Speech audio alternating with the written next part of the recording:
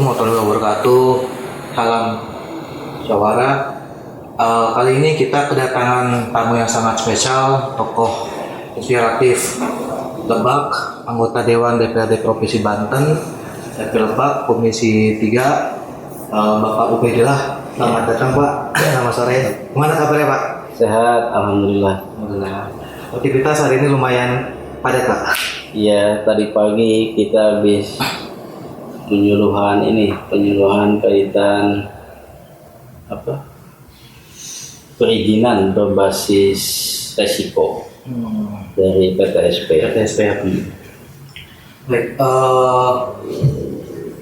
Pak Dewan, sebelumnya boleh ini dulu nggak? Kita boleh memperkenalkan diri Pak Dewan, sejarah Pak Dewan ini bisa sampai di titik saat ini tuh seperti apa? Pasti kan banyak tantangan ya, tantangan sebelumnya yang Pak Dewan hadapin, itu kan perjuangan. Boleh diceritakan nggak Pak Dewan, untuk inspirasi teman-teman Jawara nih, sahabat Jawara, biar mereka punya motivasi hidup yang lebih tinggi lagi gitu.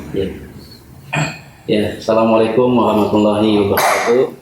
Waalaikumsalam. Selamat sore Jawara, selamat sore masyarakat Banten. Saya Ubaidillah, anggota Komisi 3 DPRD Banten dari fraksi PDI Perjuangan. Jadi saya kebetulan duduk di Komisi 3. Komisi 3 itu membidangi keuangan dan aset daerah. Nah, bicara masa lalu, ya sebetulnya saya lahir dari aktivis mahasiswa, dibesarkan di himpunan mahasiswa Islam sejak kuliah 2007-2008, kemudian terpilih menjadi presiden mahasiswa BEM YIN. Kalau dulu YIN namanya, kalau sekarang UIN ya, Universitas Islam Negeri. Nah, sejak itu memang kita selesai di BEM banyak bergabung tuh di lembaga survei kan. Lembaga survei ya, lumayan cukup lama.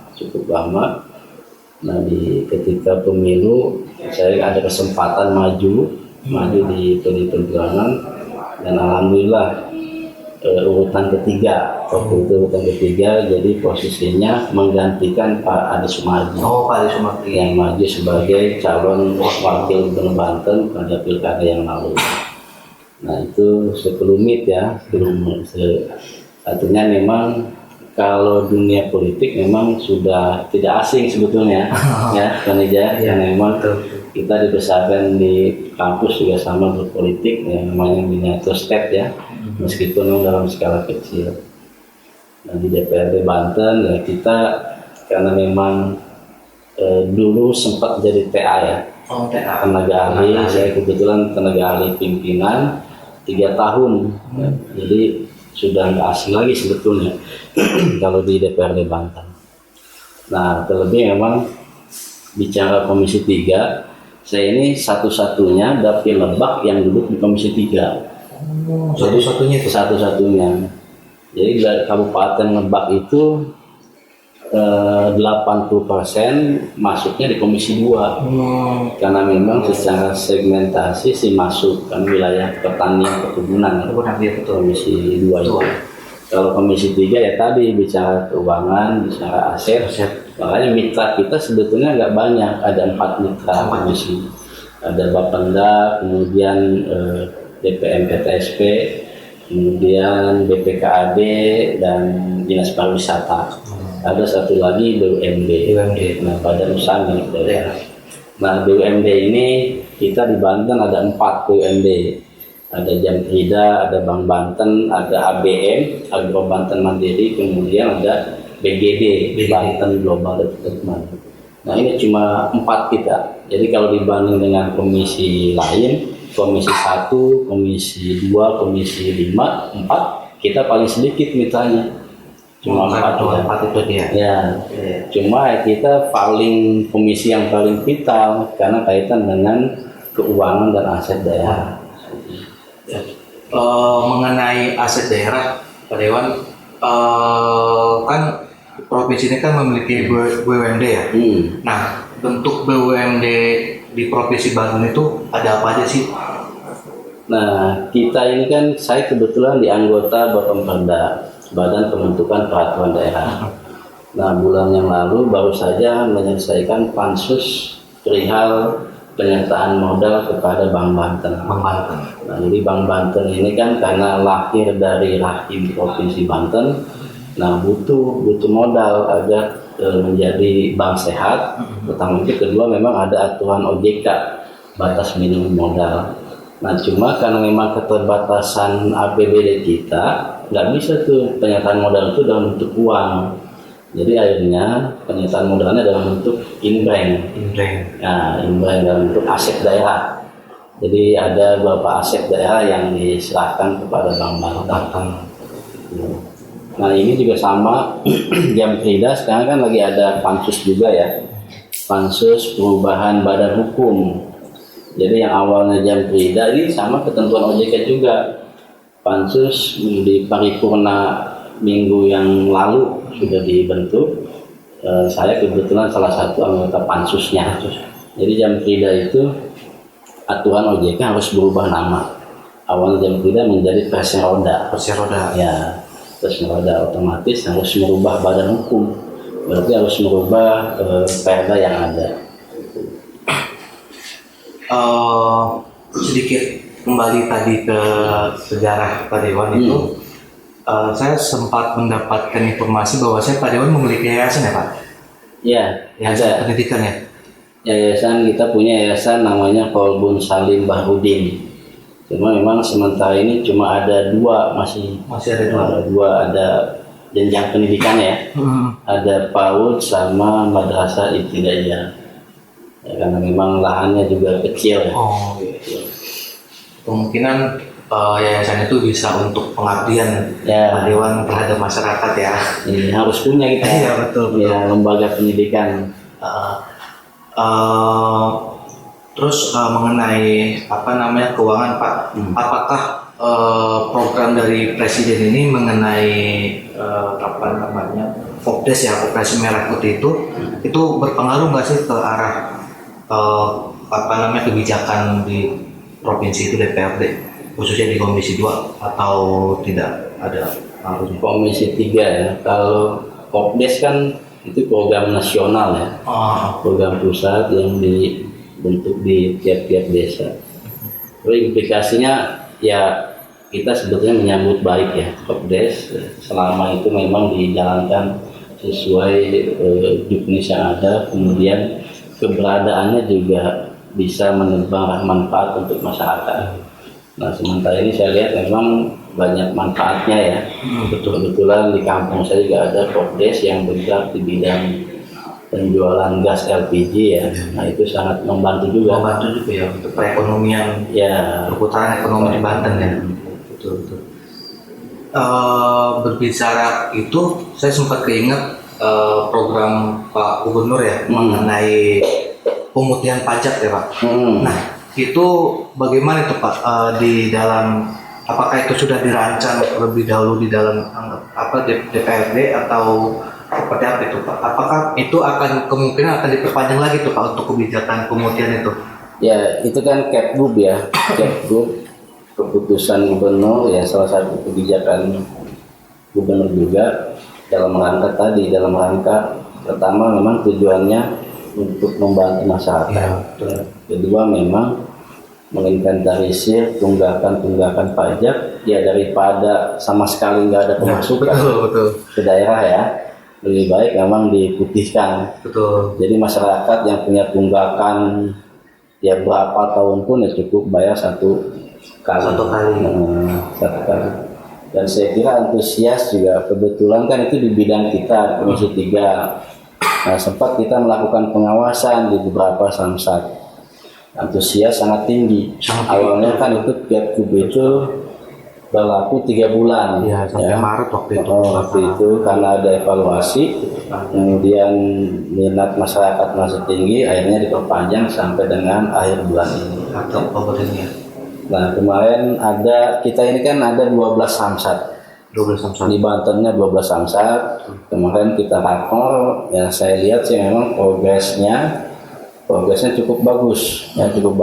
Jadi rata-rata yang 2 minggu yang lalu saja sudah tunggakan itu sudah mencapai 50%. 50%. Tunggakan pajak yang sudah bayar ya, bayar. Nah, akhirnya memang sekalian saya sampaikan ya ke masyarakat Banten, karena memang ada sisa waktu sampai dengan akhir Oktober. Mari kita sama-sama manfaatkan program ini. Bagi yang belum tahu ya, bisa datang langsung ke Samsat ya, Samsat yang terdekat lah. Ya boleh ini manfaatkan waktu ya, waktu dan kebijakan yang ada, karena memang ini betul sangat membantu sekali Pak. Yeah. Pribadi pun motor Toyota tahun ini memang kebetulan habis pajak dan habis kaleng ya. Nah itu sangat-sangat membantu itu Pak. Jadi saya cukup bayar satu tahun hanya satu kali udah bisa sampai tahun depan gitu. Tapi Pak kalau boleh tahu dengan adanya program pemutihan pajak itu, apakah berapa persen Pak kenaikan kas daerah di Provinsi Banten itu dengan adanya kebijakan itu? Ya cukup signifikan ya, karena memang tadi karena yang awalnya nunggak 3 bulan, nunggak tahunan ya, 5 tahun ya, 7 tahun dia bayar, berarti otomatis ada impact pendapatan ke daerah. Betul. Nah tinggal persoalannya nanti ketika memang tahun 2027, nah kita antisipasi khawatir juga ada penurunan pendapatan. Nah, itu yang harus diantisipasi ya. Iya betul. Karena programnya kan sudah selesai. Jangan sampai di tahun ini ada peningkatan, lalu tahun berikutnya malah ada penurunan yang sangat signifikan kan.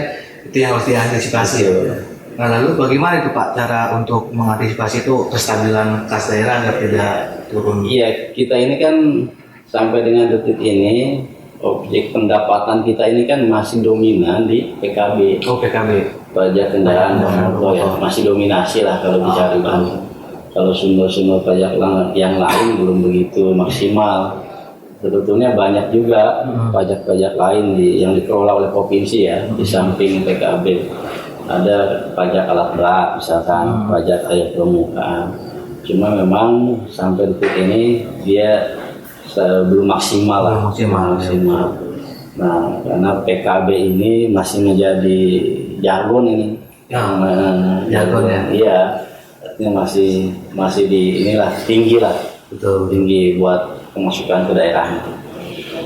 Selain program pemutihan pajak itu Pak, ada lagi nggak program di Komisi 2 di Komisi 3 yang sangat berpengaruh terhadap kas daerah, untuk meningkatkan kas daerah itu ada lagi nggak selain untuk pemutihan pajak itu? Nah ada di perizinan itu kan di PTSP ya. PTSP itu. Nah tadi pagi kita sosialisasi ya kaitan dengan perizinan.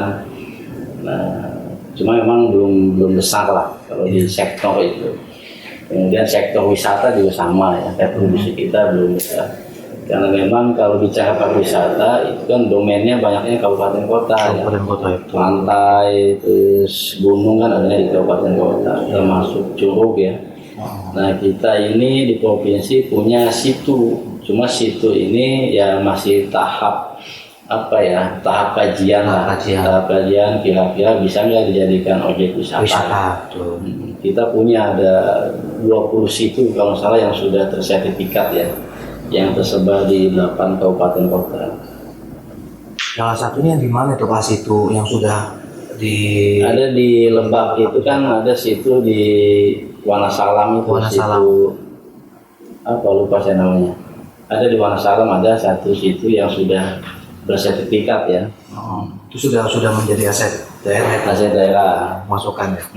Ya cuma nggak besar memang, nggak bisa ya, belum besar lah, nggak seperti PKB gitu. Iya betul, karena memang PKB ini sangat dilihat juga ya, kalau misalkan memang ada lembaga survei yang survei itu ya mungkin akan meningkat ya tingkat kepuasan masyarakat, apalagi khususnya dalam pemasukan kas daerah itu paling tinggi. Justru kita lagi menggali potensi pajak lainnya. Kayak tadi pajak alat berat ya. Oh iya betul. Alat berat kan kita banyak tuh kayak di Cilegon, kemudian di Tangerang Raya ya. Nah itu harus benar-benar tuh diinventarisir pajak-pajak siapa yang punya gitu kan, yang punya alat beratnya siapa. Jangan-jangan mereka nggak bayar pajak juga. Betul. Nah, termasuk pajak air permukaan. Ya. Nah, air permukaan juga cukup besar. Nah, potensi itu sebetulnya yang bisa dikembangkan nanti ke depan di samping PKB ya. Betul.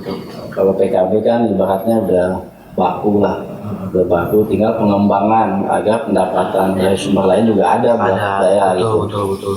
Jadi tidak hanya berfokus ke dalam pajak daerah di PKB. Iya. Jadi kemungkinan akan menggali potensi-potensi pemasukan lain di luar dari itu ya. Iya. Baik sobat Jawara, ingat jangan sampai kita masih punya waktu kurang lebih 9 hari lagi ya, tanggal 30 Oktober ini, 31 Oktober ini. Jadi jangan lupa datang ke Samsat terdekat di daerah Sobat Jawara untuk bayar pajak motor ya. Karena memang ini sedang ada program pemutihan pajak yang nunggak 5 tahun bahkan sampai 10 tahun, segera dibayarkan hanya membayar 1 tahun aja. Jadi itu.